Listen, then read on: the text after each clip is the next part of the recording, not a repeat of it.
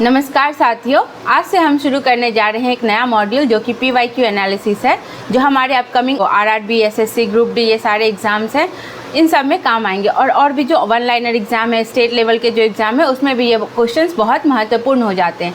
तो हमने ऐसे सारे क्वेश्चन लाए हैं जो अलग अलग एग्जाम्स में पूछे गए हैं, तो हम उसका एनालिसिस करेंगे और फ्यूचर में ये कौन से सवाल पूछ सकते हैं, किस तरह का पैटर्न आ सकता है, वो भी जानेंगे।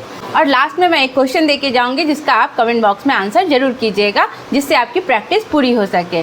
तो चलिए शुरू करते हैं। वीडियो को लाइक कर दीजिए और चैनल पर नए हैं तो सब्सक्राइब भी जरूर कर दीजिएगा।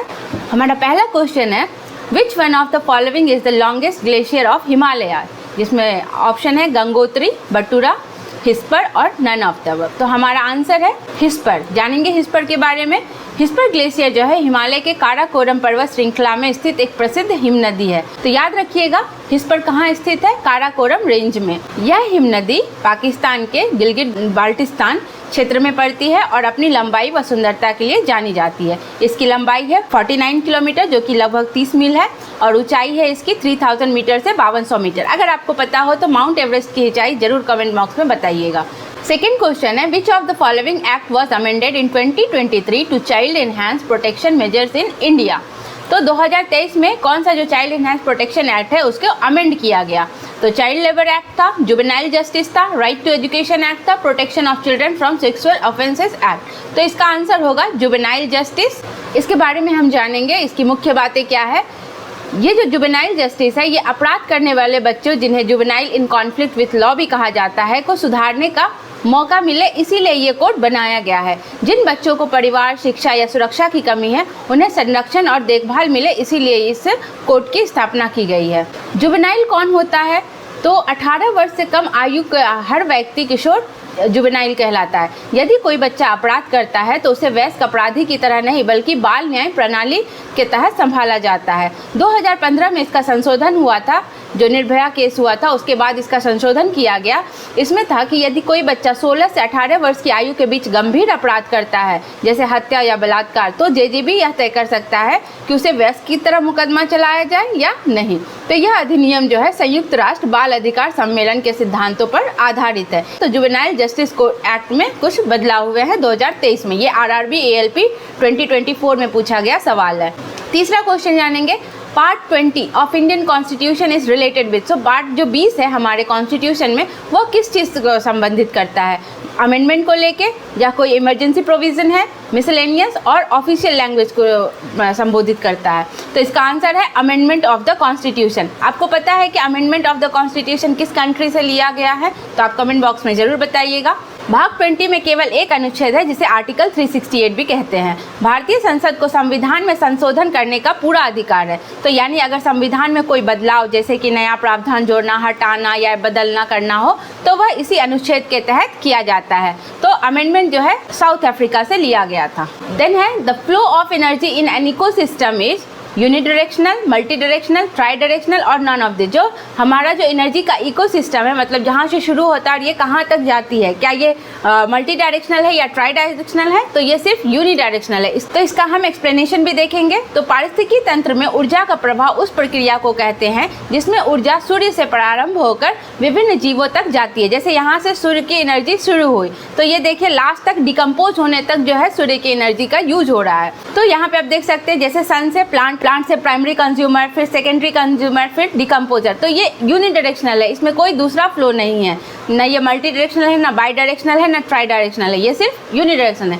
यह ऊर्जा जो है अंततः सूर्य से आती है और खाद्य श्रृंखला के माध्यम से आगे बढ़ती है। Which of the following cities is famously called Scotland of India? किसे हम स्कॉटलैंड ऑफ इंडिया भी कहते हैं? शिमला, कुर्ग, ऊटी और दार्जिलिंग। तो इसका आंसर है कुर्ग। कुर्ग जो है कर्नाटक राज्य में दक्षिण पश्चिम भाग में स्थित एक सुंदर पर्वतीय क्षेत्र है। यहाँ हरियाली से भरे घने जंगल, कॉफ़ी के बागान मेनली यहाँ पे फेमस है, झरने हैं बहुत ज़्यादा और धुंध से ढकी पहाड़ियाँ हैं जो बिल्कुल स्कॉटलैंड की वादियों जैसी लगती है। तो कुर्ग हमारे भारत का स्कॉटलैंड ऑफ इंडिया भी कहा जाता है।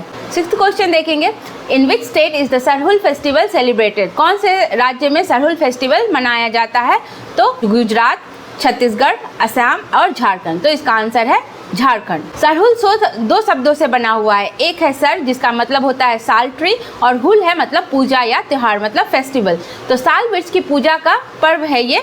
सरहुल झारखंड राज्य का बहुत ही प्राचीन और पारंपरिक आदिवासी पर्व है। यह बहुत बार एग्जाम में पूछा गया है। यह मुख्यतः मुंडा, उरांव और हो जनजातियों द्वारा मनाया जाता है। सरहुल शब्द का अर्थ ही है फूलों का त्योहार या साल वृक्ष की पूजा। तो सरहुल फेस्टिवल कहाँ मनाया जाता है? झारखंड में। फिर है, ये भी आरआरबी एएलपी में पूछा गया सवाल है, which element is needed by the thyroid gland to calcium, iodine, potassium और सोडियम। तो इसका आंसर तो सबको पता है, इसका आंसर होगा आयोडीन। जो गर्दन में स्थित थायराइड ग्लैंड होते हैं, इससे क्या होता है कि भोजन से प्राप्त जो आयोडीन का उपयोग करके थायरॉक्सिन T4 और T3 हार्मोन का निर्माण करती है। अगर आयोडीन की डिफिशियंसी हो जाए तभी हमें गॉइटर डिजीज भी होता है। अब 8वें क्वेश्चन को देखेंगे, ये भी आरआरबी एएलपी से 2024 से लिया गया है। Miss Yanung Jamoh Lego who has been conferred with Padma Shri Award in the field of agriculture in 2024 belongs to which state of India? तो ये जो है यानुंग जामोह लेगो, ये किस राज्य से बिलोंग करते हैं? क्योंकि इन्हें पद्मश्री अवार्ड मिला है एग्रीकल्चर के लिए 2024 में। तो ये किस राज्य से बिलोंग करती है? मध्य प्रदेश, अरुणाचल प्रदेश, राजस्थान और महाराष्ट्र। तो ये बिलोंग करती हैं अरुणाचल प्रदेश से। इन्हें पद्म अवार्ड से नवाजा गया 2024 में इनके एग्रीकल्चर फील्ड में योगदान के लिए। Which of the following household item does not use the heating effect of current? कौन सा ऐसा हाउस होल्ड आइटम है जो कि हीटिंग इफेक्ट ऑफ करंट को यूज नहीं करता है? Electric stove, electric iron box, electric heater water और इलेक्ट्रिक मोटर। तो इसका आंसर होगा इलेक्ट्रिक मोटर। ये भी आरआरबी एएलपी 2024 में पूछा गया था। What organisation is hosting the 6 day international festival on Indian dance form 16 October 2024 in Delhi? तो कौन सा ऐसा ऑर्गेनाइजेशन है जिसने 6 डे इंटरनेशनल फेस्टिवल जो इंडिया डांस फॉर्म है उसको सेलिब्रेट किया 16 अक्टूबर 2024 में इन न्यू दिल्ली? तो कला क्षेत्र foundation, Indian council for cultural relation, संगीत नाटक अकादमी और कथक केंद्र। तो इसका आंसर है संगीत नाटक अकादमी, जो हमारे भारत में सुप्रसिद्ध एक अकादमी है। इसकी स्थापना वर्ष 1953 में हुई थी। इसका हेडक्वार्टर है नई दिल्ली। इसकी स्थापना भारत सरकार द्वारा की गई थी और यह मिनिस्ट्री ऑफ कल्चर के अंतर्गत आता है। इसमें कुछ प्रमुख पुरस्कार भी हैं। तो पहला है संगीत नाटक अकादमी पुरस्कार और दूसरा है अकादमी फेलोशिप, जिसे अकादमी रत्न के नाम से भी जाना जाता है। तो ये था आज का 10 सवाल जो मेनली आरआरबी एएलपी 2024 से लिया गया था, जिसके बारे में हमने अभी डिस्कस किया।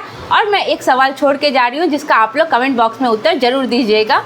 तो 11वां क्वेश्चन है, इन सितंबर 2024 prime minister Narendra Modi launch 3 super computer developed indigenously under the national super computing mission. तो 2024 में प्रधानमंत्री नरेंद्र मोदी जी द्वारा 3 सुपर कंप्यूटर लॉन्च किए गए। इसमें से आपको बताना है कौन सा है जो कि इंडिजिनियसली डेवलप्ड है, मतलब भारत में ही निर्मित है, under national super computing mission. ये नेशनल सुपर कंप्यूटिंग मिशन के तहत बनाया गया है। तो परम रुद्रा, परम चंद्रा, परम सूर्या और परम शक्ति। तो कमेंट बॉक्स में आप अपना उत्तर जरूर बताइएगा।